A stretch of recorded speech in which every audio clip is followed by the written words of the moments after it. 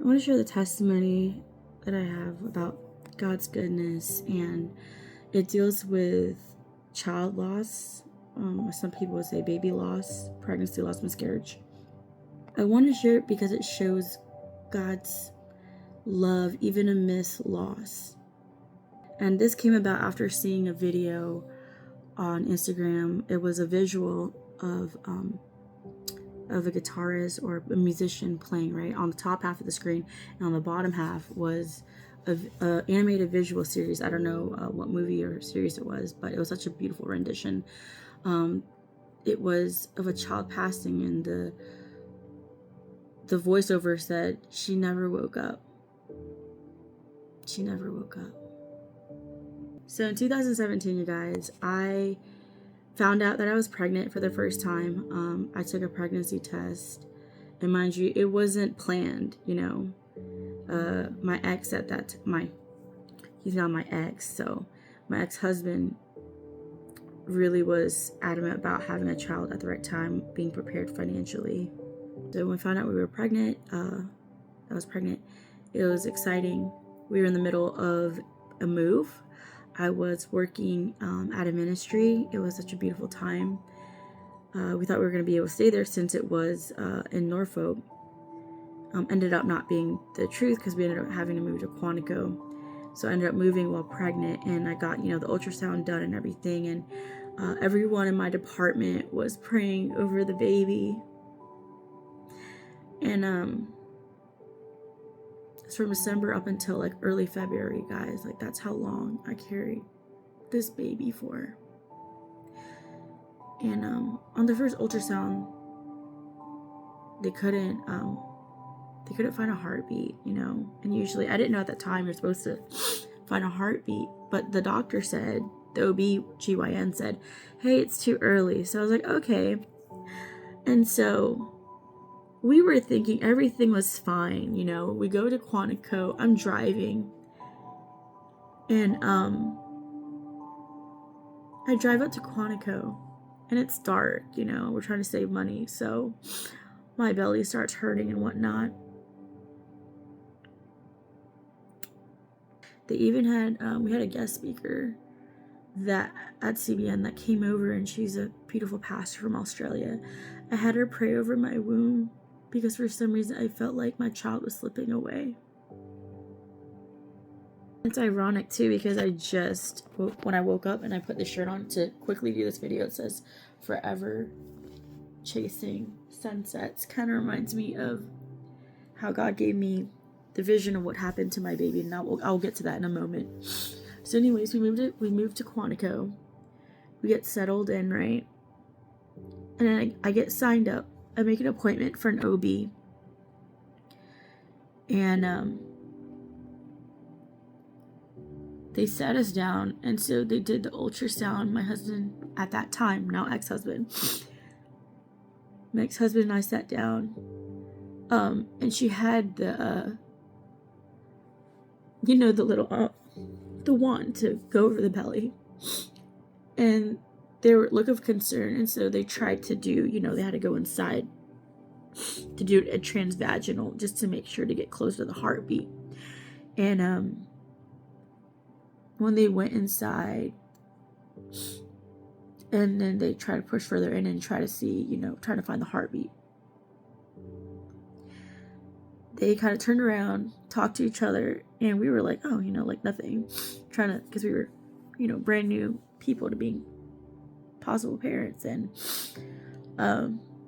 the technician left, so did the doc, and she came back in, the doctor, and she sat us down, and she's like, "I'm really sorry to break this to you, but we didn't find a heartbeat.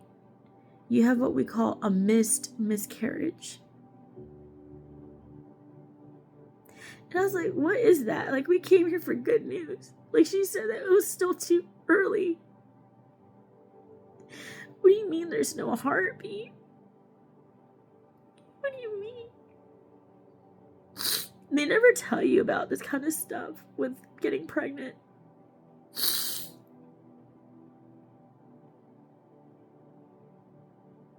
And I still carried my baby. knowing that I'm hoping I'm remembering the procession of events of how I had even called in you guys to the prayer line at CBN where I used to work at, and had them pray over just a miracle. But that night, it just nothing. It didn't. So I just kept being pregnant. I didn't know what to do, and then the doc was gonna discuss what to do, and I was like, I didn't want to take any pills or anything to just make it, happen. The abortion, I just don't believe in that. But I was just hoping for the miracle, just hoping that maybe it was just a mistake. Like maybe they saw wrong, and so I was begging God so badly. So badly. Now I'm looking back, it's like maybe there's a reason why, and I'll never know. Maybe it's because, now that I'm looking back, it's because I was with the wrong person, My dreams would further prove that later down the road as we try to have kids. See, I had to pray my kids into this side of the world, Earth side.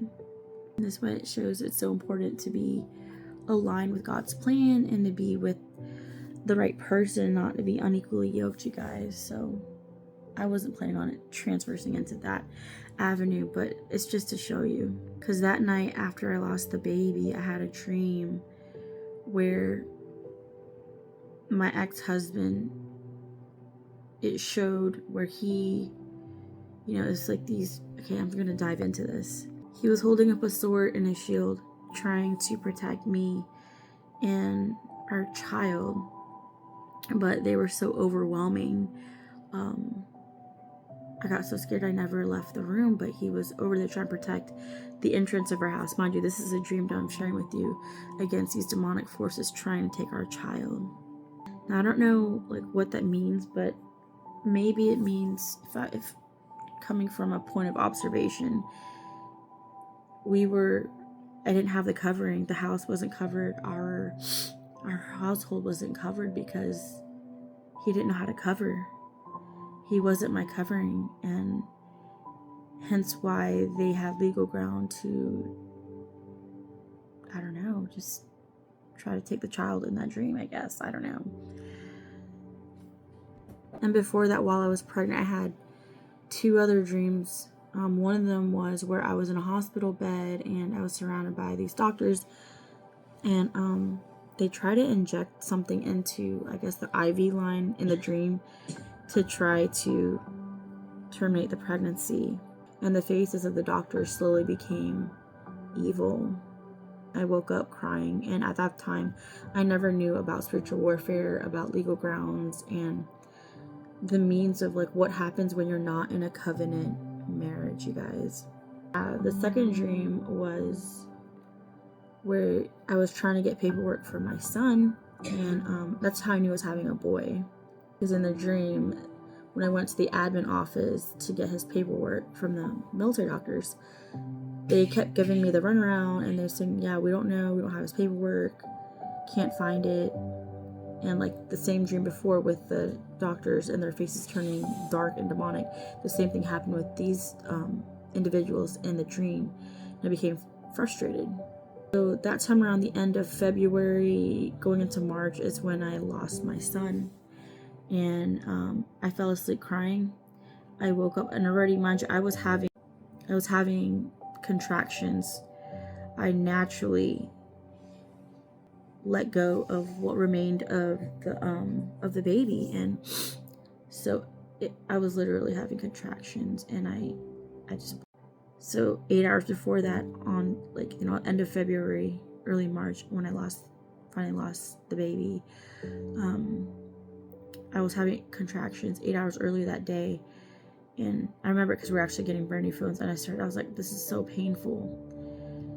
And it lasted from the beginning of the day until the end at night, when that final push came out, and cried out in so much agony, and I woke up my ex-husband. And so when the final push came out and the baby came out, remnants of the fetal sac, I freaked out so bad. I was over the toilet and I called out to my ex-husband and I was like, please, just, I don't know what to do with it. And so we ended up, dealing with that. And then I was just crying so bad after that, and I laid in bed.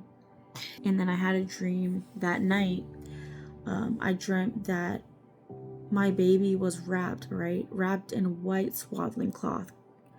Kind of reminds me of the story of Jesus, right? Whenever he was born, wrapped in swaddling cloth, right? Was that it?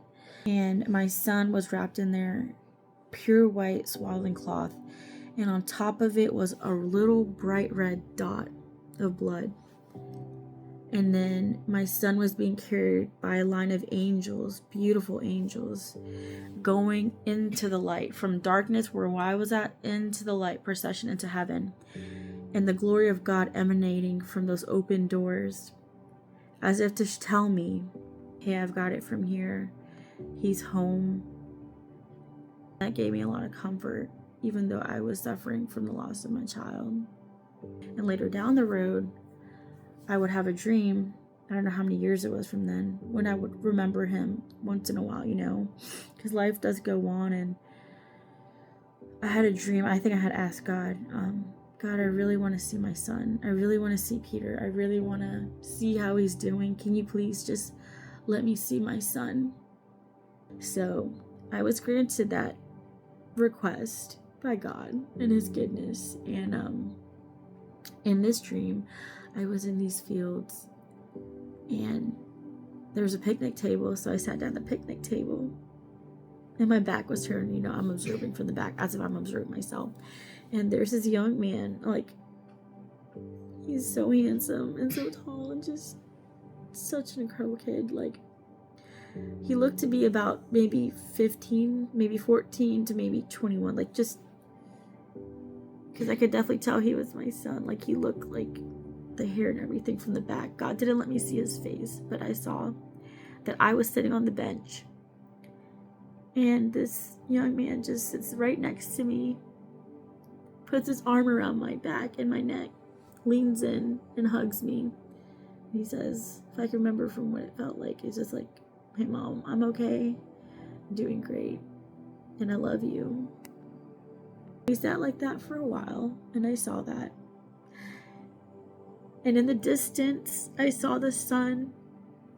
And it felt like the sun was setting. It was like an evening time. And then I woke up from that dream and I felt at peace. Still sad, but at peace. And it was at that time that I got down on my knees and I begged God. I begged with every single part of my heart. And I cried out and I said, God, please bless me with a child. Please bless me with a child. And let my child be born safe and sound. And I said, God, if you grant me this child, I will dedicate him to you. And mind you, I didn't know the story of Hannah. And so, along came my rainbow baby, my promise, after the storm of loss. This is where Samuel, say hi. That's my miracle baby right there. And even then, after that, I still had a lot of warfare that I was fighting against after I had my son Samuel. But I'm really happy. So I wanted to share that beautiful story of God's goodness and redemption. Guys, it hasn't been easy.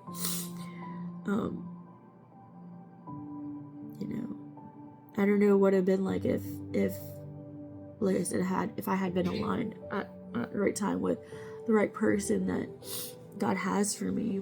If it would have been like if I had to fight so hard to have children. I had my 2 other children, and it was beautiful. but it'll never take away the loss. The first one, I always believe each child is a blessing. God is such a wonderful Father. Even a misalignment and a disobedience or rebellion, God still blessed me with children. And they helped me to grow stronger. They helped me. My son Samuel helped me to overcome such extreme anxiety, you guys. Like, for once in my life, it healed like a really good portion of extreme anxiety. It was beautiful. And it was the strongest I've ever been.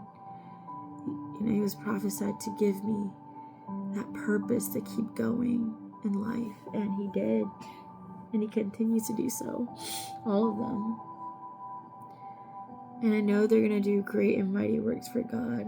And so I just plead the blood of Jesus over this testimony and over all that, are going through the same thing. I pray for God's goodness and blessing and guidance to be over you guys, especially, if you're a family, you're trying to grow your family and have children. I pray God's blessing over you and your family and protection. I pray that testimony blesses you guys, encourages you guys, and shows that even after a loss, even after a storm, God's goodness is still good, and His love endures forever. And He restores, just like He restored, I was blessed with children. But God,